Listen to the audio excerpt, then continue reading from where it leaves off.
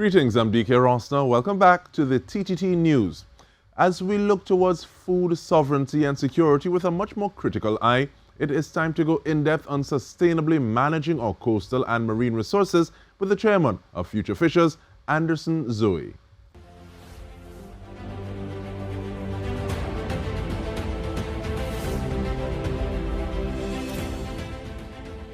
Welcome, Mr. Zoe. Thank you so much for joining us. Tell us a little bit about Future Fishers, please.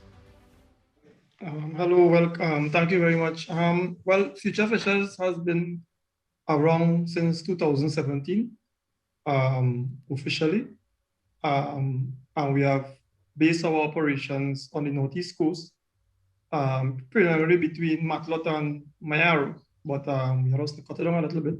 So we are now currently working just between Matlot and Matura. But we have been established since 2017, and we are here to help in whatever way we can in terms of the local fisheries on the Northeast Coast. And in terms of that help, what are some of the aims, the objectives, and the ways that you would help and the service offerings that you provide? One of the greatest things that we strive to do is to bring good governance to the local fishing community and establish manageable, sustainable resources within the whole fisheries network. It's about helping them to manage what they have. And when you say what in terms of dealing with the fishermen, who are some of the people you represent? Who are some of those stakeholders that you engage with? Is there a certain type of fisherman? Is it people who pull in seine? Is it people going out? When people are going out, is there a certain size of vessel? Who are the people that you provide that work for, you do work for? Our operations are, for now, based solely on the pirogue operators. So fishermen who operate vessels less than 40 foot. They are not no cabins. However, they use a variety of fishing techniques, whether it's net, trolling, live bait, through a la vive, banking, right? The wide range of different fishing mechanisms that have exposed to them, they use.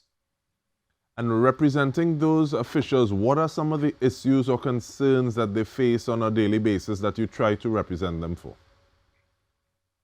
Well, for instance, fishermen on a whole face a wide variety of challenges, right? Most recently, one of it would have been the increase in fuel prices, right? But more importantly, I think is surviving in the industry and making the industry more profitable for the local fisher. I think those are some of the greatest challenges that we have with securing the fisheries on the Northeast Coast. And one of the things, when I hear Future Fishers, makes me think that you're doing things in a proactive way. No, we can't talk about agriculture, we can't talk about fishing if we don't talk about things like climate change, ocean pollution. How do some of those things affect your day-to-day operations? Climate change is a work in progress because we even though we try to plan for it, you really are able to conduct your activities when it do happen. Because, for instance, the high levels of sea rising rapidly is an issue. Coastal erosion, a lot of runoff from inland heading into the ocean is hamburging the fisheries somewhat. The high level of the migration of sargassum seaweed is also a challenge within that context. But what we try to do, we try to be proactive as much as possible with the fishermen in allowing them to be educated and understanding of the issues that they will face from now going forward, because the time has literally changed, even resulting in the type of catch they would normally bring to shore. And give me an idea of some of the differences, please, Mr. Zoe, because when you think about, explain banking to me, because this is just me, in terms of like being able to fish on land, yeah. and how do you tie that in with losing some of that land where people would normally be fishing from? What are some of the impacts that you see that 3 years ago this was like this, is not so anymore? Well, To be truthful, the fishing species that we target in Trinidad and Tobago would be the mackerel, the carrot kingfish, the shark, covali, snapper, groupers. Those fish are predominantly migratory to a large extent. Even though they are based in the waters of Trinidad and Tobago, they move around a lot, right? For a variety of reasons. Ocean currents, feeding, for breeding purposes, and all those kind of things. So depending on the time of year, the different mechanism of fishing would be introduced, right? It also depends on the conditions that present itself. So for instance, during the months of April to about September, late August, early September, trolling and alaviv, the live bait fishing, is predominantly used, right? Other aspects would be the net. They use the green gill net and the white filament net. They depend on what type of fishing species they're looking at or what time of year and the condition that presents itself as relates to that. Due to the surface runoff, as I mentioned earlier on, what you get is a lot of the coastal fishing will be removed because of the amount of, let's say, unwanted resources that is coming into the ocean off the land via pollutants, rivers, streams, and that type of thing. So some of the fishers now have to go a little further out at sea, and that will determine the type of fish they will go hunting for and the technique to be used. And in terms of that type of fish and the technique that you use, is it a matter of saying, okay, well, these are the fish we want, these are the fish that people buy, you get something a little different? Is it that you throw that back, or you say, okay, well, we're going to try to see if we can introduce this to the market? What is that process like? The thing about fishing is that when you cast your net or you throw your line, it's whatever is there going to bite or get stuck in it. So you could leave on your expedition to catch a particular variety, but the outcome not always what you would like. And the issue of that bycatch has always been an issue for a number of years, especially upon the Northeast Coast, where there are species such as the plateau fish, the bonito, you have sometimes the jacks, right? Those are species that are not very or highly marketable. The fish are very low price, and sometimes they are not even wanted. So Future Fishers, as you mentioned ago, as a futuristic thinking organization, we want to be innovative. We have decided to embark upon the use of what is available to make it profitable, in the sense that we're going to use the bycatch in terms of preserving it in some form or the other going forward, and put that into the market space, whether it's through the smoke fish arrangement or through the salting arrangement. And that is something that we want to get into in a little more detail when we return. We're speaking with the chairman of Future Fishers, Anderson Zoe. Stay with us. We'll return with more.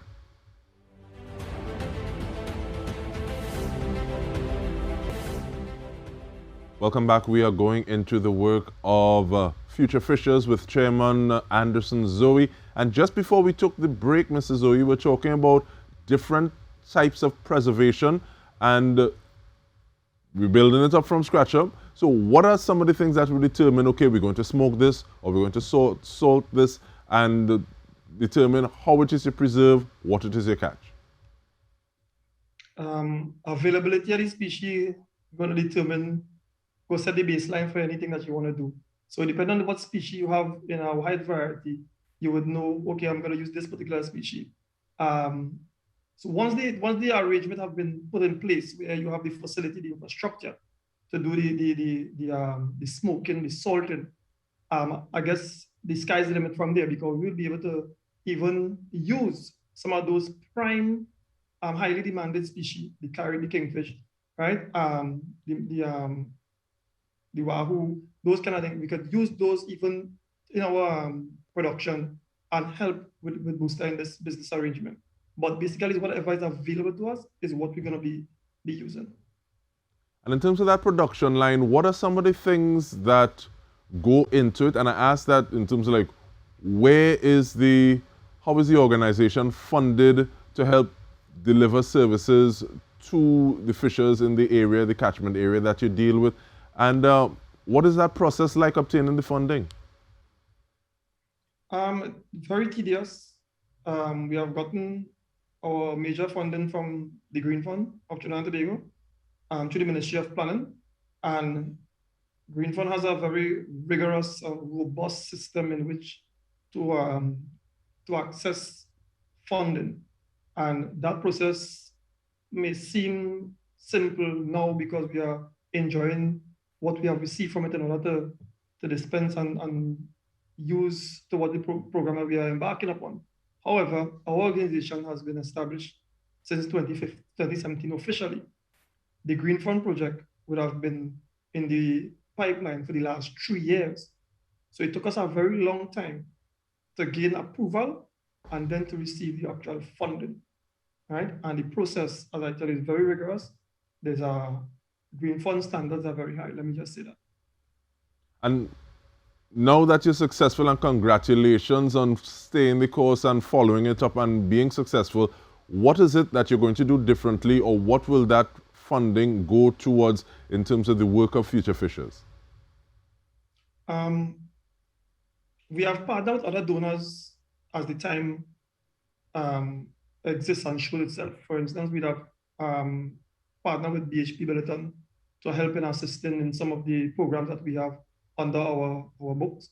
One such program would be the Safety at Sea for fisher folk, where we do educational training for them. The COVID-19 would have restricted it somewhat because of the numbers of participants. So that is soon to be implemented and executed.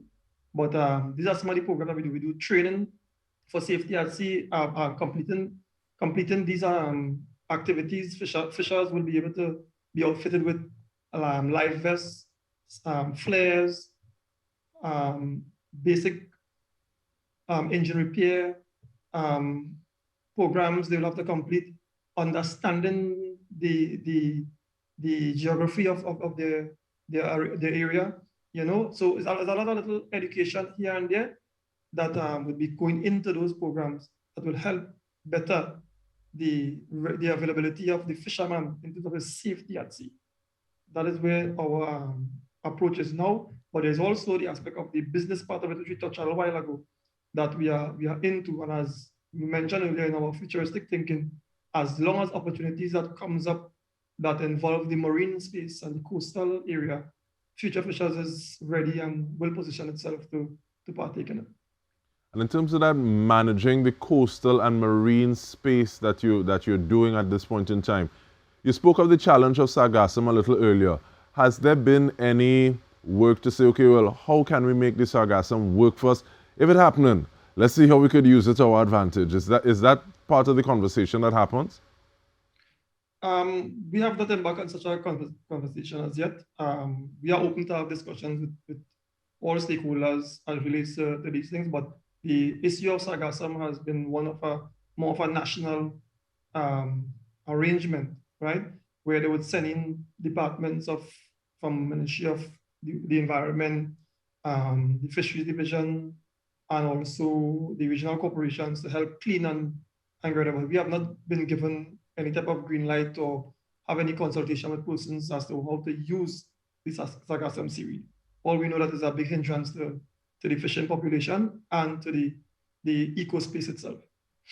All right, thank you so much. But looking at the coast and looking at the marine resources that you have a little more of a handle on, is it a matter of finding who is putting things into rivers, things that are winding their way down towards the coast and the marine spaces, or is it just dealing with the space as you're engaging with it?